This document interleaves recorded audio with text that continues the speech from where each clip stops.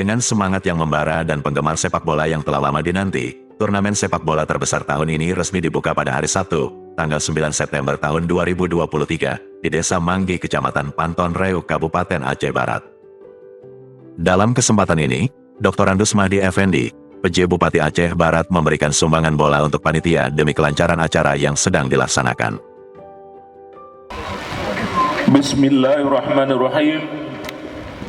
Assalamualaikum warahmatullahi wabarakatuh.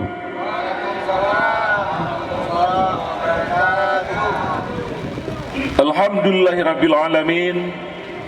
Wassalatu wassalamu ala asrafil anbiya wal mursalin wa ala alihi washabbihi ajmain. Turnamen ini menampilkan 32 tim dari berbagai kecamatan di Aceh Barat. Bupati Aceh Barat dalam pembukaan menyampaikan acara seperti ini terus ditingkatkan agar UMKM masyarakat meningkat.